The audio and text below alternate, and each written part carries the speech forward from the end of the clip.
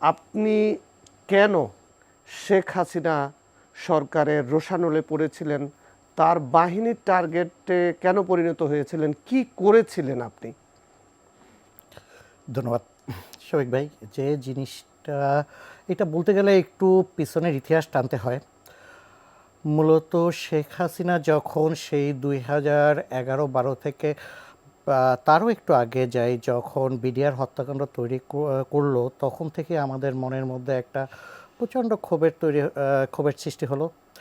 এবং এটার কোনো আসলে দৃশ্যমান কোনো বিচার আমরা দেখি নাই। যেটা দেখতেছিলাম সেটা আসলে মিডিয়া ট্রায়াল বা তৈরি একটা ট্রায়াল, যে যে কোনোভাবেই হোক তারা সেটা করে যেটা আমাদেরকে মনে রাগ তৈরি করছিল। আমরা যেটা নিয়ে অনলাইনে প্রথম সোচ্চার হই, অনলাইনে 2011-12 দিকে আমি ব্লগে লেখালেখি শুরু করি।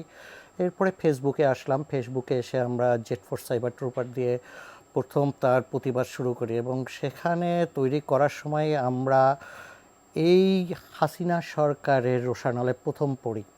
তখনও আইন এত কঠোর হয়নি, কিন্তু 2016-র দিকে তারা আস্তে আস্তে এই আইনটাকে আরও কঠোর করে নিল এবং সেটাকে তখন ডিজিটাল সাইবার সিকিউরিটি অ্যাক্ট করে। আগের আইনটাকেই তারা আরও কঠিনভাবে নিয়ে আসে। এরপরে যেটা হলো 2018-তে, আপনারা জানেন এর মধ্যে বেগম খালেদা জিয়াকে একটা সাজানো মামলায়, যে মামলায় টাকা তছরুপের দায়ে তার 10 বছর সাজা হয়ে যায়। আসলে তখন কেউ কোনো কথা বলতে পারতো না। আমরা যেটা চেষ্টা করতেছিলাম, ওই সব ডকুমেন্ট, বিভিন্ন পেপার পত্রিকার ডকুমেন্ট, বিভিন্ন লোকজনের লেখা টাকা বিভিন্ন জায়গায় যা আছে সব এক করে একটা সংকলনের মতো, আসলে এটাকে বইও বলা যাবে না, সংকলন, একটা বই আকারে একটা সংকলন করতে চাচ্ছিলাম। আমাদের কোনো ব্যক্তিগতই নাই। কোর্টের যে ওনার যে বক্তব্যগুলি দিয়েছিল সেই বক্তব্যগুলি এক করে একটা সংকলন করছি।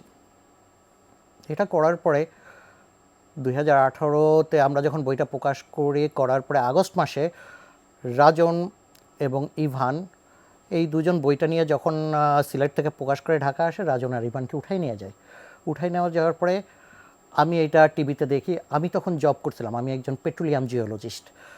বেসিক্যালি আমার এক্সপার্টিস হলো সাগরের নিচ থেকে তেল গ্যাস উঠানোর ব্যাপারে। আমি একটা বিদেশি কোম্পানিতে জব করি।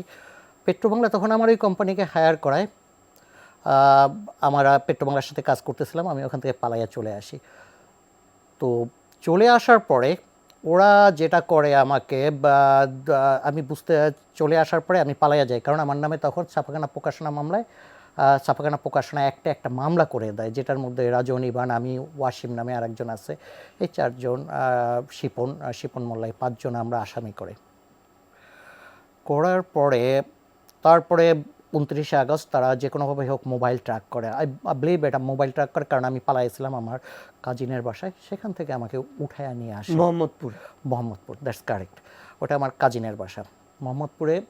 আমি ছিলাম 29 আগস্ট সকাল 5টার সময়, ঘুমাইছিলাম। 8-10 জন লোক ঘরের মধ্যে ঢোকে, আমি হঠাৎ করে ঘুম ভেঙে যায়, ঘুম ভেঙে আমাকে ওঠো ওঠো ওঠো। উঠলাম, দেখলাম 6-7 জন লোক আমার রুমের মধ্যে। বাইরে দেখি, রুম থেকে আমাকে নিয়ে বাইরে আসার পরে দেখি আরও 4-5 জন লোক, তার মধ্যে এরা বসে আছে।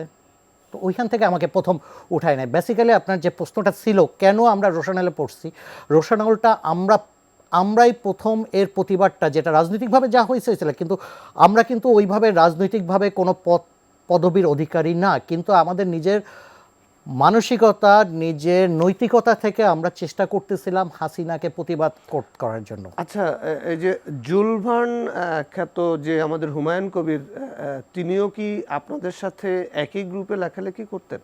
ওয়েল, জুলভান ভাই আমাদের সিনিয়র ভাই, উনি কিশোর মুক্তিযোদ্ধা। একই গ্রুপে উনি ব্লগার ছিলেন, ব্লগে লেখালেখি করতো, পরে ফেসবুকে একই গ্রুপে লেখালেখি করতো। তারপরে ফশিউল আলম ভাই, এক্স্যাক্টলি, ফসিউলও একই কারণে, লেখালেখি করার কারণে তাকে উঠায় নিয়ে আসছে, যে গত সপ্তাহে আপনাদের এখানে আসছিল সম্ভবত। জি। তারপরে ভোর 5টার সময় আপনার বোনের বাসায় তারা হানা দেয়। এক্স্যাক্টলি, হানা দেওয়ার পরে, আমি একটু ঘটনা তাহলে একটু বলি তাহলে। ঘটনা, যখন আমাকে হানা দিয়ে আমাকে উঠালো, আমার মাও ছিল আমার সাথে ওই মুহূর্তে, আমার ওয়াইফ, আমার বাচ্চারা তখন বরিশালে আমার শ্বশুর বাসায় ছিল, আমার মা, আমি আমার কাজিনের বাসায় ছিলাম। আমার নিজের বাসার শাহিনবাগে, ও বাসায় থাকতেছিলাম না, কাজিনের বাসায় থাকার পরে ওরা যখন আসার পর আমাকে উঠে যখন সামনের রুমে নেয়, আমার মাও ঘুম থেকে উঠে খুব স্বাভাবিকভাবে কান্নাকাটি করার পরে আমার বোন তখন প্রেগন্যান্ট, বাচ্চা হবে হবে, আমি খুব ভয়ে ছিলাম এই ধরনের একটা সিচুয়েশন। হঠাৎ করে সিভিলে 8-10 জন লোক রুমের মধ্যে ঢুকে ঘরের মধ্যে একটা আতঙ্কজনক পরিস্থিতি তৈরি করছে, তো কি না কি হয়। তো আম্মা তখন ওর মধ্যে একটা লোক ডাইনিং টেবিলে বসে খুব মনোযোগ দিয়ে ইউটিউব দেখতেছিল, আমি পাশে দাঁড়ায় দাঁড়ায় দেখতেছিলাম, আর তারা ঘর দৌড় তছনছ করতেছিল। একজন ল্যাপটপ নিয়ে গেল, আরেকজন মোবাইল নিয়ে গেল, আরেকজন বলতেছিল আরেকটা মোবাইল করে। আমার 2টা মোবাইল ছিল, ওই মোবাইলটা আমি ভয়ে সরাই রাখছিলাম, ওই মোবাইলটা বাইর করে দিতে বলতেছিল, সামহাও ওইটাও বাইর করে দিলাম। ইন দ্য মিন টাইমে দেখলাম এই করতেছে। তো আম্মা এসে ওই যে লিডার ধরনের যে লোকটা আছে তাকে বলতেছে, বাবা আপনারা কারা? তো উনি খুব খুব সুন্দরভাবে কথা বলে, খুব মৃদুভাষী। এই লোক যে এত ভয়ঙ্কর, আপনি কথা বললে বুঝতে পারবেন না। এবং খুব আমি মহিউদ্দিন ফারুকী, আপনি চিন্তা করবেন না, ওকে একটু আমরা নিয়ে যাব, আবার ফেরত দিয়ে আসবো। তো আমি আসলে রাজনৈতিক ফ্যামিলির লোক না, এবং রাজনৈতিক লেখালেখি করতাম। আমি ঢাকা ইউনিভার্সিটি থেকে পড়াশোনা করছি, হালকা রাজনীতিও করছি, কিন্তু এই ধরনের পরিস্থিতিতে আমি আসলে অভ্যস্ত ছিলাম না, কখনোই ছিলাম না। চাকরি করছি আমি 1 মাস বাইরে থেকে 1 মাস দেশে থেকে, এইভাবেই আমি চাকরি করতেছি। তো উনি যখন বলতেছিল যে ফেরত দেবে, আমিও খুব আশাবাদী হয়তো কথা বলার জন্য নেবে, আবার ফেরত দিয়ে যাবে, কিন্তু ব্যাপারটা যে এতখানি নিয়ে যাবে এটা আর বুঝিনি। তো ওনারা, মহিউদ্দিন ফারুকী, আমি র্যাব থেকে আসছি, র্যাব 10 থেকে আমরা একদম পরিষ্কারভাবে এসে বললো, সে খুব কনফিডেন্ট, তার সাথে আর যারা আসলো তারা খোঁজাখুঁজি এই সেই করার পরে তো ঠিক আছে আমরা নিয়ে যাচ্ছি, শুভম তোমার কী কী লাগবে সেগুলি নিয়ে নাও, খুব জরুরি কিছু, আর ওষুধ টষুধ কিছু থাকলে নিয়ে নাও। তো আমি একটা ইসের মধ্যে আমার টুথপেস্ট ব্রাশ নিয়ে, একটা প্লাস্টিকের স্যান্ডেল, একটা জিন্স, একটা গেঞ্জি পরে তাদের সাথে বের হয়েছি। বের হওয়ার পরে বাসা থেকে একটু সামনে কিছু দূর আগাইলি দেখি যে 2টো গাড়ি দাঁড়ানো, একটা মাইক্রোবাস আর একটা পিছনে আর একটা গাড়ি দাঁড়ানো। মাইক্রোবাসের পিছনের সিটে আমার বসতে বললো। তো ওইখানে একটু মজার ব্যাপার করছে, আমি যখন পিছনের সিটে যাই, ওয়াসিম ইফতেখার নামে আমাদের সাথে আরেকজন আছে। হঠাৎ আমার তখন কোনো ইটি ছিল না, যে হঠাৎ করে বলতেছে যে সালাম আলাইকুম ভাই। তা আমি ওইখানে গাড়ির মধ্যে কে আমার সালাম দেবে, তাকে দেখি পাশে ওয়াসিম। তো আমি বললাম তোমাকেও নিয়ে আসছে? বললো জি ভাই নিয়ে আসছে। তো ইনফ্যাক্ট তখন ভালো লাগছে, যদিও ওই রকম অবস্থায় ভালো লাগার কিছু না, কিন্তু মানে একটা আশা যে অন্তত আমার একজন পরিচিত আছে, আপনি তখন মনের মধ্যে, তখন আপনি এটা সাইকোলজিক্যাল ব্যাপার, মনের মধ্যে একটু সাহস পাবেন।